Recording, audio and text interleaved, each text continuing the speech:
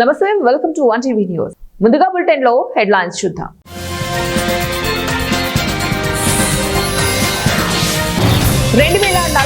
తర్వాతే Modi retirement.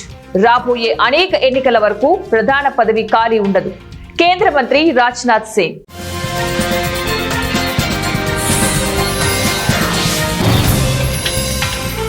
India super victory. Asia cup పోటీలో పాకిస్తాన్ ను చిత్తుగా ఓడించిన ఇండియా.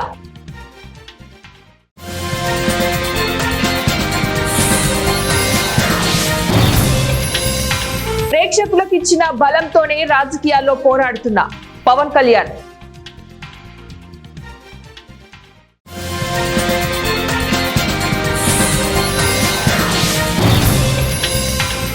మోదీ వైఫల్యంతోనే వీసా రుసుం పెంపు. మాజీ మంత్రి హరీష్ రావు. పాకిస్తాన్ అంటేనే రెచ్చిపోయే టీమిండియా మరోసారి అదరగొట్టే ప్రదర్శన చేసింది. ఆసియా కప్ లో భాగంగా జరిగిన సూపర్ 4 మ్యాచ్ లో చిరకాల ప్రత్యర్థిని 6 వికెట్ల తేడాతో ఓడించింది. తొలుత టాస్ గెలిచిన భారత్ పాకిస్తాన్ ని బ్యాటింగ్ కి ఆహ్వానించింది. పాక్ బ్యాటర్లు సమర్థవంతంగా రాణించడంతో నిర్ణీత 20 ఓవర్లలో 4 వికెట్ల నష్టానికి 171 పరుగులు చేసింది పాక్. ఇది కాస్త కష్టతరమైన టార్గెట్. పాక్ జట్టులో ఫర్హాన్ అయూబ్ రాణించారు. భారత్ బౌలర్లలో శివబ్ దుబేకి 2 వికెట్లు దక్కాయి. అనంతరం 172 పరుగుల లక్ష్యంతో బ్యాటింగ్ ప్రారంభించిన భారత్ కు ఓపెనర్లు అభిషేక్ శర్మ, గిల్ అద్భుతమైన ఆరంభాన్ని ఇచ్చారు. ఇద్దరు తొలి వికెట్ కు 105 పరుగులు జోడించారు. ముఖ్యంగా అభిషేక్ రెచ్చిపోయాడు. తాను ఎదుర్కొన్న తొలి బంతినే 6 గా మలిచిన అభిషేక్ 39 బంతుల్లో 74 పరుగులు చేసి భారత విజయానికి పునాదులు వేశాడు. గిల్ 47 పరుగులతో రాణించాడు. చివర్లో తిలక్ వర్మ 30 పరుగులతో విజృంభించడంతో భారత్ కు 6 వికెట్ల విజయం లభించింది. ప్రధాని నరేంద్ర మోదీ నాయకత్వంపై రక్షణ మంత్రి రాజ్నాథ్ సింగ్ సంపూర్ణ విశ్వాసం ప్రకటించారు. బీజేపీలో తిరుగులేని నాయకుడు ఆయనేనని, రానున్న చాలా ఎన్నికల వరకు ఆయనే ప్రధాని అభ్యర్థి అని చెప్పారు. 2047లో భారత స్వాతంత్ర శతాబ్ది ఉత్సవాలు నిర్వహించిన తర్వాతే ఆయన రిటైర్ అవుతారని ప్రకటించారు. ఓ టీవీ ఛానల్ కు ఇచ్చిన ఇంటర్వ్యూలో ఆయన మాట్లాడుతూ, రానున్న ఎన్నికల్లో మోదీజే మా పార్టీ అభ్యర్థిగా ఉంటారు. 2029, 2034, 2039, 2044 ఎన్నికల్లోనూ ఆయనే మా పార్టీ అభ్యర్థి. 2047లో దేశ స్వాతంత్ర శతాబ్ది ఉత్సవాలు జరిగిన తర్వాత ఆయన రిటైర్ అవుతారని చెప్పారు. తనకు 1980 నుంచి మోదీతో సంబంధాలు ఉన్నాయని తెలిపారు. ఓజీని ప్రేక్షకులు ఇంత గొప్పగా ప్రేమిస్తారని నేను ఊహించలేదన్నారు కథానాయకుడు పవన్ కళ్యాణ్. ఖుషీ చిత్ర సమయంలో తానిలాంటి జోష్ చూశారని చెప్పారు. తాను రాజకీయాల్లోకి వెళ్లినా ప్రేక్షకులు మాత్రం తనని వదలట్లేదని ఈ ఆదరణను బట్టే అర్థమవుతోందని అన్నారు. పవన్ కళ్యాణ్ కథానాయకుడిగా సుజీత్ తెరకెక్కించిన చిత్రమే ఓజీ. డివివి దానయ్య, కళ్యాణ్ దాసరి నిర్మించారు. ప్రియాంక మోహన్ కథానాయిక, ఇమ్రాన్ హష్మి, శ్రీయారెడ్డి, ప్రకాష్ రాజ్ తదితరులు కీలక పాత్రలు పోషించారు. ఈ సినిమా ఈ నెల 25న విడుదల కానుంది. ఈ నేపథ్యంలోనే ఆదివారం రాత్రి హైదరాబాద్ లో ఓజీ కాన్సర్ట్ పేరుతో వేడుక నిర్వహించారు. అమెరికాలో H1B వీసా రుసుం పెంపుదలకు మన దేశ ప్రధాని మోదీ వైఫల్యమే కారణమని బీఆర్ఎస్ మాజీ మంత్రి హరీష్ రావు విమర్శించారు. భారత్ పై తరచూ విరుచుకుపడుతున్న ఆ దేశ అధ్యక్షుడు ట్రంప్ వ్యవహారంపై హరీష్ రావు ఎక్స్ వేదికగా స్పందించారు. శ్రీ భద్రకాళి సమేత వీరభద్రస్వామి దసరా శరన్నవరాత్రి మహోత్సవము జయప్రదం చేయాలని అధ్యక్షుడు దేవతి సురేంద్ర మరియు కమిటీ సభ్యులు విజ్ఞప్తి చేశారు. ఆదివారం సాయంత్రం శ్రీ భద్రకాళి సమేత వీరభద్రస్వామి ఆలయ ఆవరణంలో ఆలయ అధ్యక్షులు మరియు కమిటీ సభ్యుల ఆధ్వర్యంలో శ్రీ భద్రకాళి సమేత వీరభద్రస్వామి శరన్నవరాత్రి మహోత్సవాలకు సంబంధించి పుస్తక ఆవిష్కరణ చేశారు. ఈ సందర్భంగా మాట్లాడుతూ, సోమవారం నుంచి అక్టోబర్ 2వ తారీఖు వరకు మహోత్సవ కార్యక్రమాలు అంగరంగ వైభవంగా నిర్వహిస్తామన్నారు. 28వ తారీఖున తిరుపతికి చెందిన శ్రీ వెంకటేశ్వర స్వామి అరవింద్ కంటి హాస్పిటల్ సౌజన్యంతో ఉచిత కంటి వైద్య శిబిరాన్ని కూడా ఏర్పాటు చేయడం జరుగుతోందన్నారు. భద్రకాళి సమేత వీరభద్ర స్వామి దేవస్థానం నందు కొన్ని దశాబ్దాలుగా దసరా ఉత్సవాలు జరుగుతున్నాయి. అదేవిధంగా 2025 సంవత్సరంగాను ఈ సంవత్సరము దసరా ఉత్సవాలు అత్యంత వైభవంగా జరుగుటకు కమిటీ నిర్ణయించినాము. దానికి సంబంధంగా అన్ని ఏర్పాట్లు చేస్తున్నాం. చురుగ్గా ఈ సంవత్సరము ప్రత్యేకంగా ఉచిత కంటి వైద్య శిబిరము నిర్వహిస్తున్నాము. ప్రతి ఒక్క భక్తుడు కూడా వచ్చి వాళ్ళు చూపించుకొని సేవ చేయించుకోవాల్సిందిగా కోరుచున్నాము. అలాగే ప్రతి భక్తుడు కూడా ఉదయము సాయంత్రము శ్రీ భద్రకాళ సమేత వీరభద్ర స్వామిని దర్శించి తీర్థప్రసాదాలు స్వీకరించి స్వామివారికి కృపకు పాత్రలుగా కోరుచున్నాము. దసరా నవరాత్రుల సందర్భంగా 22వ తేదీ మొదలుకొని 3వ తేదీ వరకు దేవస్థానం నందు నవరాత్రి ఉత్సవాలు జరుగుతున్నాయి.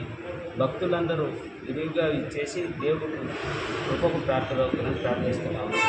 ఈ సంవత్సరము అరవింద కంటి హాస్పిటల్ తిరుపతి వారిచే ఉచిత కంటి హాస్పిటల్ వైద్యం చేయబడను, ఆపరేషన్ చేయబడను. అది ఆదివారం 28వ తేదీన జరుగును. కావున చుట్టుపక్కల బడ్జెట్ ప్రాంత ప్రజలందరూ వచ్చి వారు కంటి పరీక్షలు చేయించుకొని ఎవరన్నా ఆపరేషన్ చేయాలంటే వాళ్ళే తిరుపతి తిరుగుతాం పోయి ఫ్రీగా చేసి వైద్యం మళ్ళీ ఇక్కడ డబ్బులు తీసుకొని వచ్చి ఇప్పిస్తుంది. సోమవారం 29వ తేదీ గుడోత్సవం రంగరంగ వైభవంగా జరుగుతుంది. వీరబల్లంగా జరుగుతుంది.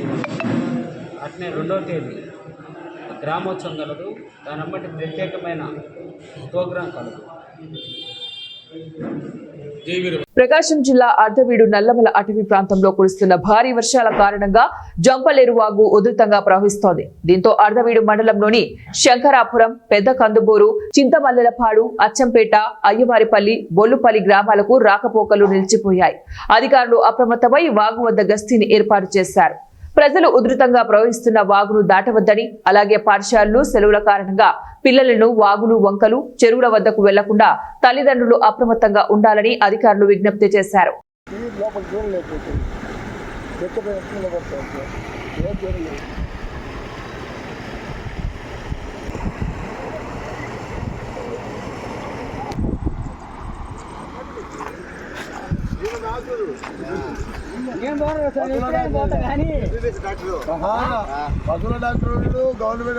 కర్నూలు జిల్లా మంత్రాలయ మండలం బూదూరు గ్రామంలో మీనుగ జెస్సీ అనే విద్యార్థి చదువునకు దూరమై పొలం పనులు చేస్తున్న బాలిక అనే కథనం మీడియాలో ప్రసారం కాగా విద్యాశాఖ మంత్రి నారా లోకేష్ స్పందించారు.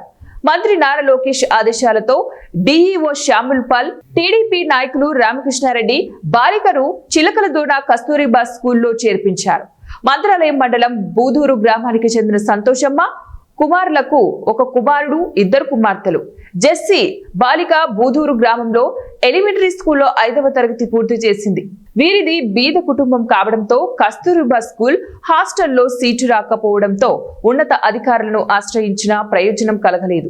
దీంతో తల్లిదండ్రులు నెల రోజులు తెలంగాణకు వలస కూలీలకు తీసుకుని వెళ్లారు. 2 రోజుల క్రితం స్వగ్రామానికి చేరుకున్నారు.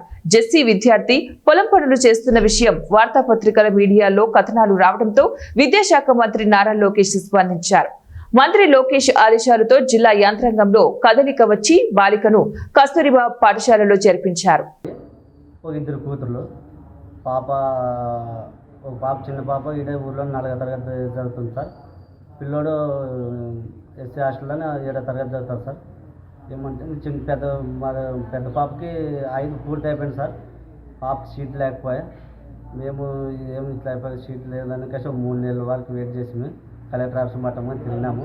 తిరిగితే మాకు అప్పుడు స్పందిస్తారు, అప్పుడు చెప్తారు ఏమన్నట్టు మేము అట్లా అనుకుంటాము సార్. ఏమంటే మాకు ఇంకా పాపని ఇంటికి వదిలేలా పోతే సీట్ పథకం తోలుకోమని తీసుకెళ్ళినాం సార్. పాపకు 300 ఇచ్చారు, మాకు 400 ఇచ్చారు సార్. మామూలుగా ఇదేమి పాపకు వర్షాలు ఎక్కువ పడి కొద్ది ఉరుముల మెరుపులతో భయపడి ఇంటికి అదే వచ్చింది సార్. వచ్చినందుకు ఇంకా సర్లే కలిసి మాకు ఐడితో మా ఆంధ్రజ్యోతి పేపర్కి ఇచ్చినాం సార్. ఆంధ్రజ్యోతి పేపర్లోన మన సారు నారా లోకేష్ సార్ చూసి దాన్ని పాపకి సీటు ఖచ్చితంగా ఇవ్వాలని మాకు కన్ఫర్మ్ చేసినారు సార్. ఆయనకు చాలా కృతజ్ఞతలు సార్. మా నాన్న పేరు మా అమ్మ పేరు సంతోషం.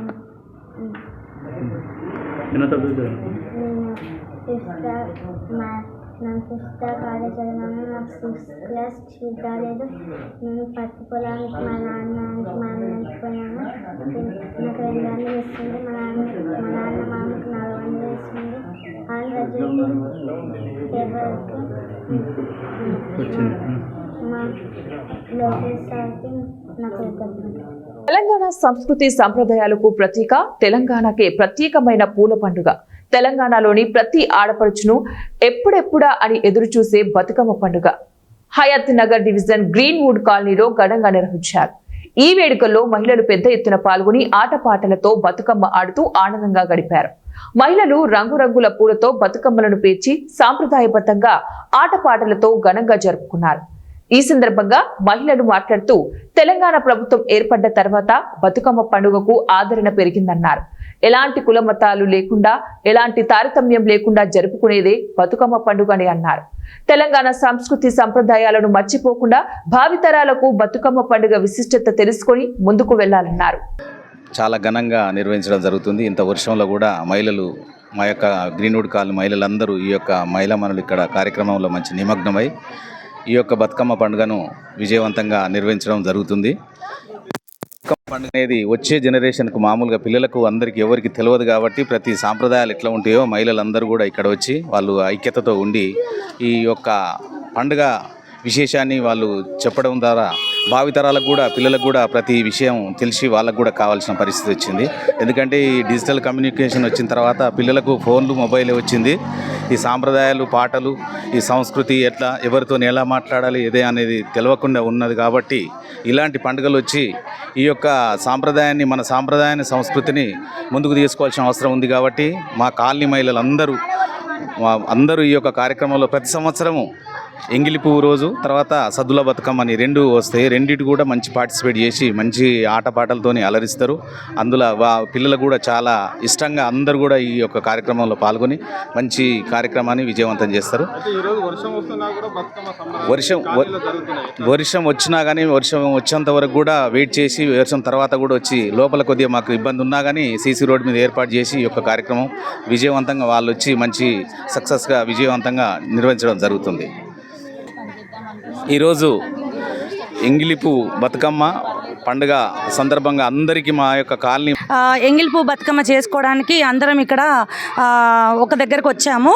ఈరోజు మీ అందరికీ తెలిసిందే పెద్ద వర్షం పడుతుంది.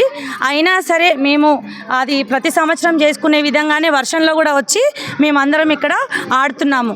ఈ బతుకమ్మ అనేది ఆడవారి యొక్క పండగ, ఆడవారి పండగ. ఇది 9 రోజులు జరుపుకుంటారు. మొదటి రోజు ఎంగిలిపు బతుకమ్మ. ఈరోజు అమావాస్య కాబట్టి మనము ఏంటంటే ఇవాళ ఫస్ట్ ఎంగిలిపు బతుకమ్మ అనేది జరుపుకుంటున్నాము. అలాగే 9 రోజులు కూడాను మనము ఈ బతుకమ్మ అనేది జరుపుకుంటాము. సద్దుల బతుకమ్మతోటి ఈ 9 రోజులు కూడా ముగుస్తుంది. అసలు బతుకమ్మ అనేది ఎందుకు చేసుకుంటున్నాము? 2014 నుండి మనము ఎక్కువగా బతుకమ్మ అనేది చేయడం అనేది కనిపిస్తుంది హైదరాబాద్లో. అంతకుముందు పల్లెటూర్లలో ఎవరో అమ్మమ్మలు నానమ్మలు వీళ్ళు మాత్రమే ఆడుకునేవాళ్ళు బతుకమ్మ.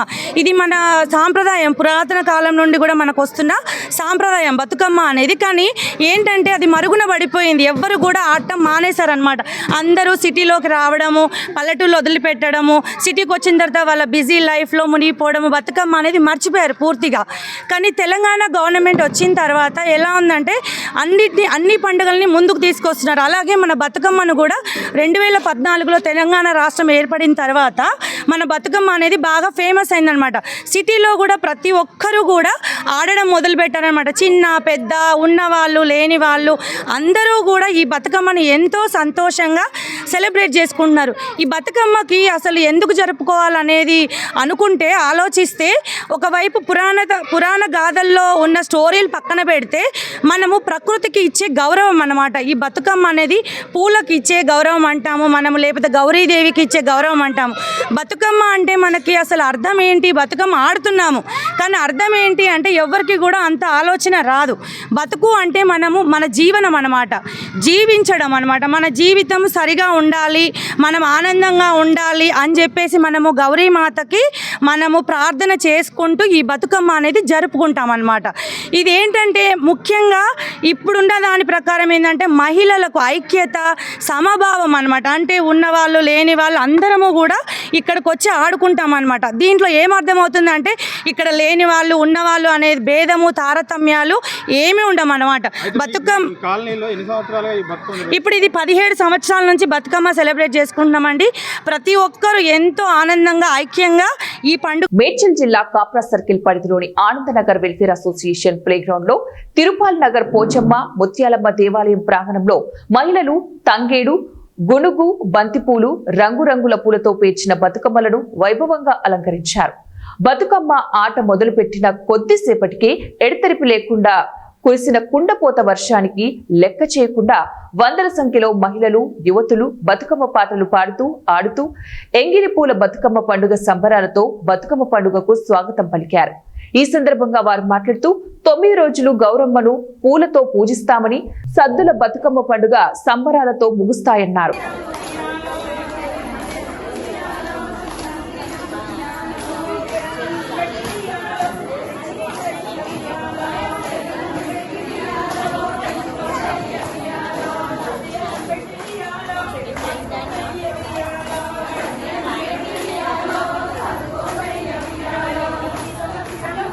బులెటిన్ ముగించే ముందు మరోసారి headlines.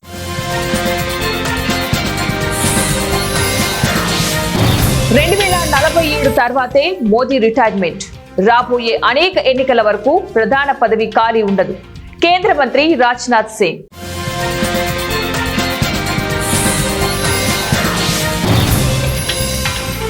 India super victory. Asia cup పోటీలో పాకిస్తాన్ ను చిత్తుగా ఓడించిన ఇండియా.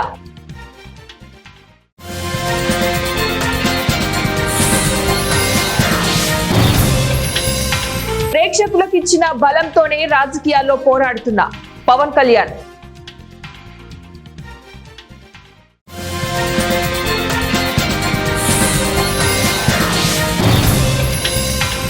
మోదీ వైఫల్యంతోనే వీసా రుసుం పెంపు. మాజీ మంత్రి హరీష్ రావు. ఇవి ఇప్పుడు బులెటిన్ డీటెయిల్స్. నెక్స్ట్ బులెటిన్ లో కలుద్దాం. Until then, keep watching 1TV News.